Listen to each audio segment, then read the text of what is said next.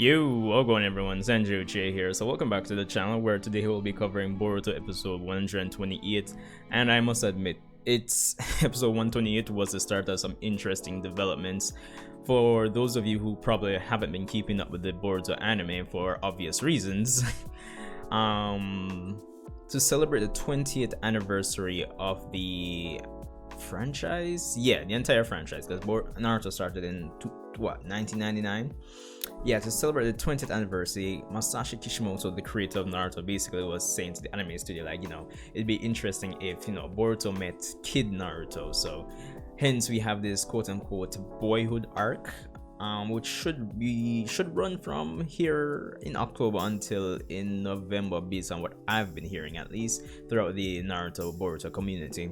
So there's that. So episode 128 kicks that off. So anyway, let's get into it. Rate, comment, and subscribe. So the interesting thing about this Boyhood arc is that it's including time travel. No, I know that sounds crazy for Naruto, but it's actually not the first time Naruto's even done time travel. If you look through all the different mediums, whether it be anime, manga, or movie, well, specifically the movie in this case, the 7th Naruto movie, The Lost Tower, where we saw Naruto actually get sent back in time. So yeah, it's not the first time we've seen time travel, but time travel within the weekly episodes, I believe it is the first, if I'm not mistaken. I could be wrong. There's been a lot of filler, so I could be wrong. But anyway, so the episode starts off with Urashiki essentially returning after going missing for how long was it? 4 episodes since the defeat. He was seemingly defeated. Well, I mean, he wasn't finished fighting, but you get the point. Since his fight with Boruto and Shinki, so he's back. He's at the border. Well, in the Fire Nation, Avatar. And he started collecting Tracker once more. We see him start off the episode by taking out Mirai Sarutobi, that's Asuma's daughter, taking out her squad, and essentially working his way towards Konoha.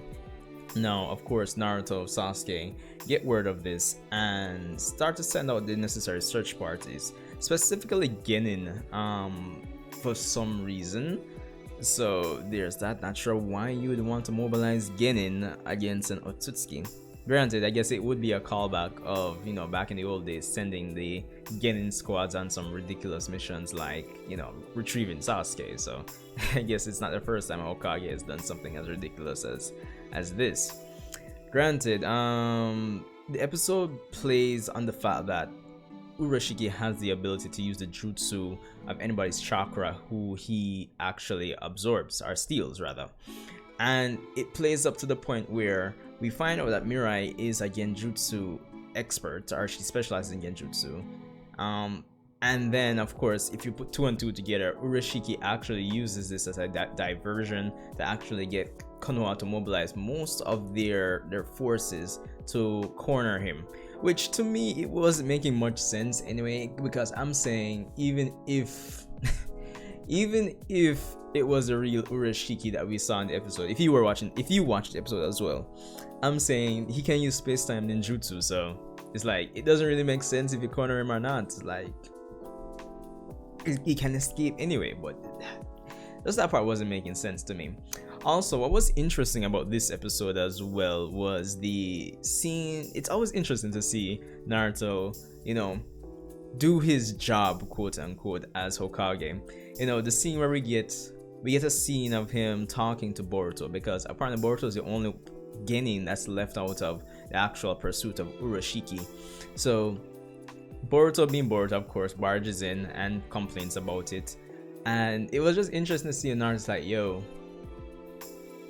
you can't go on this mission because of X and X reason. You fought Urashiki as a vendetta against you, and if you can't comply, they will have to restrain you. You should act like an adult. And it was just of course this line was obviously dropped in there intentionally when Naruto says, you should act more like an adult, and even when I was your age I was a bit more level-headed. And of course Boruto replies with, I'd like to meet the old you. Of course that line was intentional for the arc, obviously. So there's that. But anyway, as Urashiki executes his plan, we get to find out that of course it's a diversion, but it's kind of like a bait and switch, because initially we thought he would just go directly for Naruto after leading everyone from the village. But for the most part, it seems like the artifact that the Konoha Archaeological Institute have found at the ocean floor, that's been kind of a news bulletin for the last 2 episodes. It finally gets realized, or that little side detail or plot point in the previous episodes kind of comes to light, and we see how truly important it is. It's basically the plot device for the arc, and we get to see that Urashiki was actually after that initially. So this makes much more sense to me. Urashiki apparently plans to travel back in time to get the Nine Tails chakra back then. They don't explicitly say it, but that's obviously what it is. And it would make sense because, the character Boruto and Sasuke were basically reasoning and say like, yo, even if, Urashiki leads everyone away from the village and he comes back to, the village to attack Naruto, would he even, have any success? Besides the whole them reason that Naruto has shinobi around him. I mean, Naruto by himself is more than enough for Urashiki. So this actually makes sense for him to actually do a little time travel thing and actually go after Naruto back in the past. Of course, we have Boruto, who has a hunch about it, actually go ahead and call out Urashiki's plan, essentially, in terms of going after the artifact that's responsible for the time travel in this arc. It's apparently based on the fact from episode 51, 52, when Boruto and company fought the White Zetsu. He apparently saw a pattern in those ruins that are similar to what's on the artifact, and that's the basis for his hunch. Of course, it's realized with Boruto and Sasuke going after him, and a little scuffle between them as they travel back in time, and the episode ends with them going back and ending back up in Konoha, but they realize that there's only 4 faces on the Hokage stone monuments. So Sasuke, of course, realizes, based on the device saying that he mentioned something about the temporal. I don't remember the line exactly, but of course that temporal refers to time. So Sasuke makes the deduction that, yo, this is Konoha of the past, and that's where our episode ends. Honestly, I'm actually interested in seeing how this arc goes. For the most part, I mean, you could consider this filler. It could be filler, but at the same time it may not be, because the thing is, if Urashiki, they could always let Urashiki die in this arc and then make reference back to it, but at the same time we haven't had any references in the manga just yet. And at the same time, I would imagine Boruto meeting the younger characters and seeing how they were before should affect his character going forward, which in terms of his characterization in the manga, how I imagine Boruto acting if he met the younger versions of these characters, I don't see that. So for the most part, until further notice, this arc is going to be filler for me personally. So there's that. But at the same time, it's very interesting because I think the sell of this arc, as Boruto aside, Sasuke is there as well, is going to be seeing the character interactions between Boruto, Sasuke, and the younger versions of the characters. That's going to be definitely be the sell. And at the same time, even when you watch the preview for next week's episode 129, they even changed the next episode preview music back to what it was in like old Naruto. So yo, they're hitting us in the feels with the nostalgia factor. No doubt about that.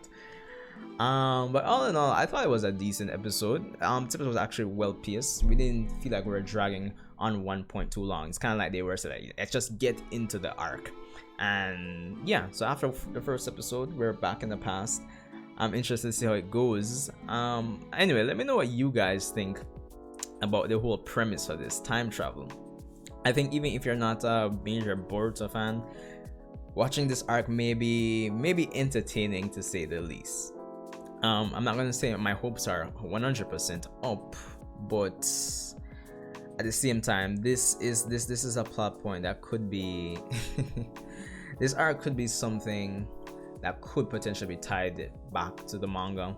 for all we know, probably by the end of this arc, probably their memories are wiped or something. So just to tie back to the manga.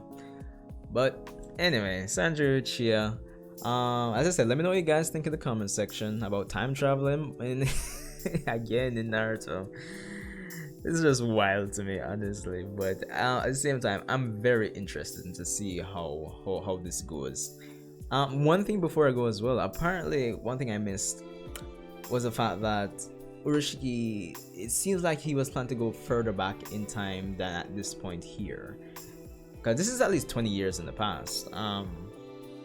It seems like he was probably planning to go to like when Naruto was probably a kid, like, well, I mean like 7, 8, because we know at this point he's like 12, 13, or probably when he was a baby, because they keep mentioning the episode that they exited the whole time stream or time tunnel or whatever too early. So yeah, there's that. But anyway, let me know what you guys think.